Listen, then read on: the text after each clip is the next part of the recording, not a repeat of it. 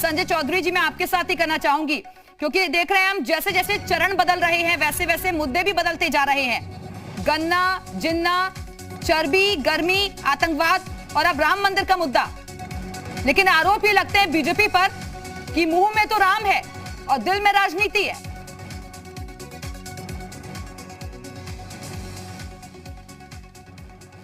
Bharatiya Janata party के लिए अयोध्या का प्रश्न राजनीति का प्रश्न नहीं है। भारतीय जनता पार्टी के लिए अयोध्या का प्रश्न इस देश की संप्रभुता का प्रश्न का मुद्दा है, इस देश के गौरव का मुद्दा है। आपने देखा होगा कि इस अयोध्या ने देखा है कि कैसे राम के मंदिर पर कांग्रेस ने ताला लगवाया। इस अयोध्या में ने देखा है कि कैसे राम भक्तों को गोलियों से भून दिया गया।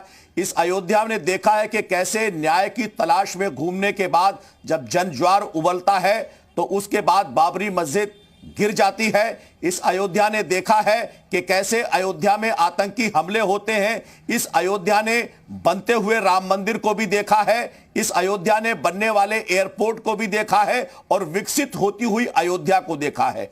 भारतीय जनता पार्टी ने अयोध्या के आधार पर देश की जिस प्रकार की संरचना हम चाहते हैं उसको करके दिखाया है, जिसमें विकास भी है, राम का गौरव भी है। और मैं आपको एक चीज ध्यान दिलाना चाहूंगा कि इस बार का जब नववर्ष हुआ तब देश भर से लगभग 1,20,000 लोग नववर्ष यानी कि जनवरी का पहला दिन मनाने के लिए अयोध्या में पहुंचते हैं। वो तीर्थयात्री भी हैं, वो धार्मिक श्रद्धालु भी हैं, लेकिन अयोध्या आकर रुकते हैं। तो पर्यटकों का वहां आना बताता है कि अयोध्या शांत है, अब अयोध्या में राम की पुनर्स्थापना है। और इस प्रकार के पर्यटकों का वहां आना यह बताता है कि किस प्रकार से वहां के लोगों की आय भी बढ़ेगी। वहां पर जो इस प्रकार के विकास के कार्यक्रम हो रहे हैं उसका परिणाम भी दिखेगा।